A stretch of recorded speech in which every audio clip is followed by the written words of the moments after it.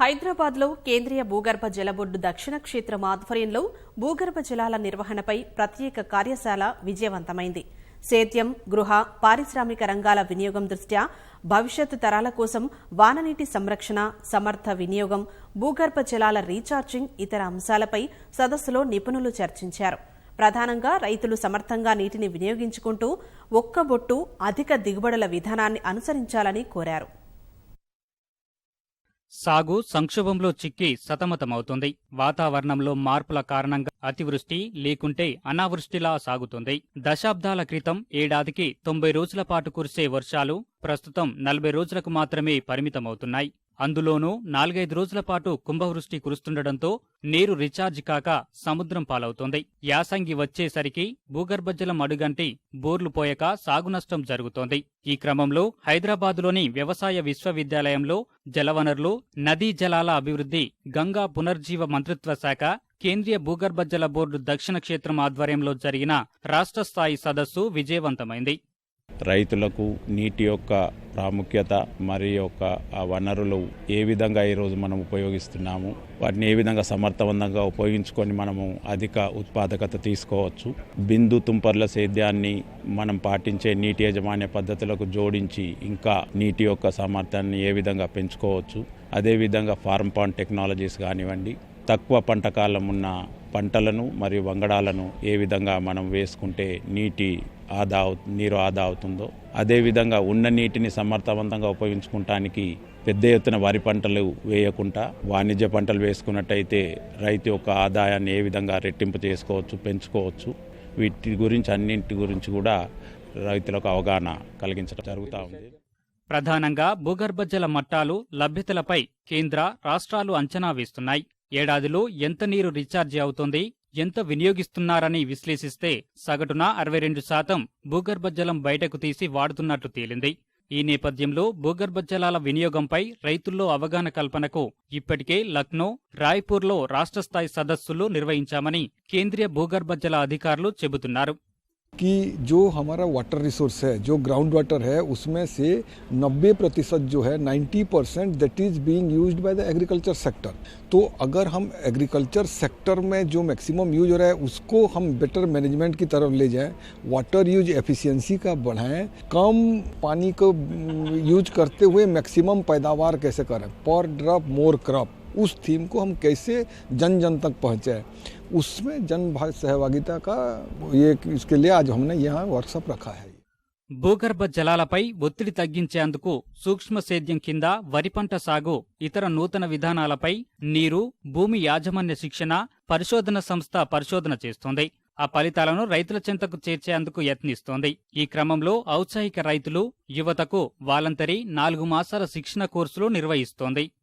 అయితే వ్యవసాయం మీద ఇంట్రెస్ట్ చూపుతున్న స్టూడెంట్స్ని, అంటే మనకు ఇంటర్మీడియట్ పాస్ కానీ, లేకుంటే డిప్లొమా పాస్, తర్వాత డిగ్రీ, మామూలు డిగ్రీ పాస్ కానీ, వీరికి వాలంటరీ వ్యవసాయం మీద 4 నెలల కోర్సు, సర్టిఫికేట్ కోర్స్ అనేది మేము కండక్ట్ చేసేసి వాళ్లకు ఏ వ్యవసాయ పద్ధతులన్నింటినీ నేర్పించేసి ముందు అంటే ఇప్పుడు 4 నెలల కోర్సు ఇది, అంటే ఏడాదికి 3 కోర్సులు ఉంటాయి. అందులో మొదటి కోర్సు స్టార్ట్ అయింది, నెల అయిపోయింది ఇప్పటికే.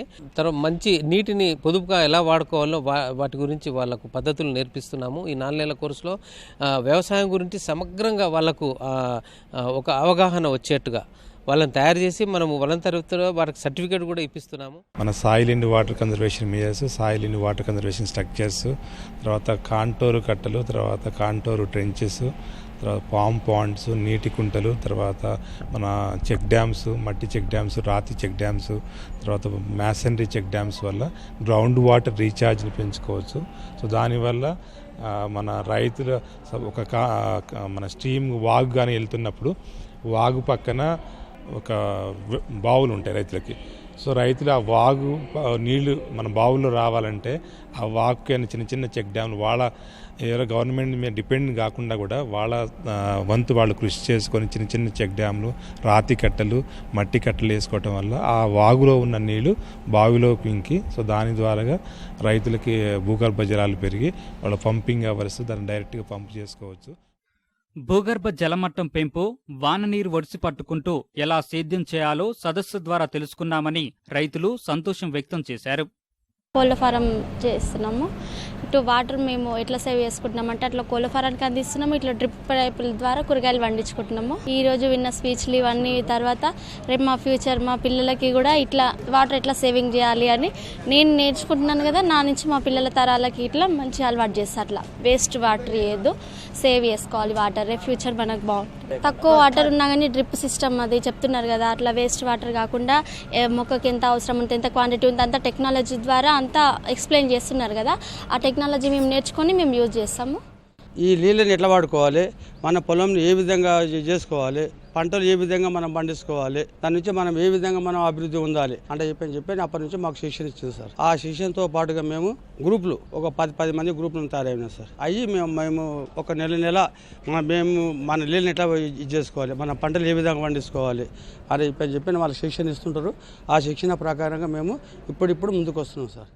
ఈ తరహా సదస్సులు ప్రతి జిల్లాలో నిర్వహించి అవగాహన కల్పించినట్లయితే భూగర్భ జలం, వాననీటి సంరక్షణ చర్యలు సఫలీకృతమవుతాయని రైతులు చెప్పారు.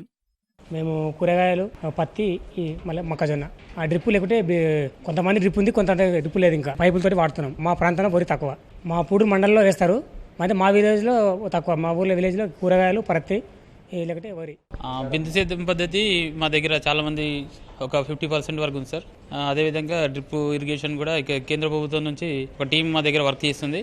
దాన్ని యూసేజ్ మళ్ళీ ఆనకడ అది మన ఇవేంటి వాటర్ స్టోరేజ్, కొన్ని డ్యామ్స్ పెట్టారు, చెక్ డ్యామ్లు కొన్ని ఉన్నాయి, కొన్ని ఏమో మన జాతీయ ఉపాధి హామీ పథకం నుంచి కూడా కొన్ని చెక్ డ్యామ్స్ కట్టారు. వాటి నుంచి కూడా బోల్ పక్కన వాటర్ స్టోరేజ్ అని పెరుగుతుంది. ఒక చెరువులోంచి నీళ్లు వదిలినామని అంటే ఫస్ట్ వాళ్ళ యొక్క పద్ధతి ఏ విధంగా ఉంటుందంటే చివర ఉన్నటువంటి వాళ్లకు మొదలు నీళ్లు వదిలిన తర్వాతనే మొదటి వాళ్లకు తర్వాత నీళ్లు వస్తాయి. ఆ విధమైనటువంటి పకడ్బందీ విధానాన్ని అక్కడ మేము నేర్చుకోవడం జరిగింది. దానితో పాటు ఈ కార్యక్రమాన్ని ఇంకా దేశమంతటా కూడా ఉన్నటువంటి ప్రదేశాల్లో కూడా ఇటువంటి అవగాహన కార్యక్రమాలను ప్రతి జిల్లాలో కూడా ప్రతి రైతుకు అందజేసే విధంగా ఏర్పాటు చేస్తే చాలా బాగుంటుందని మేము ఆశిస్తున్నాం.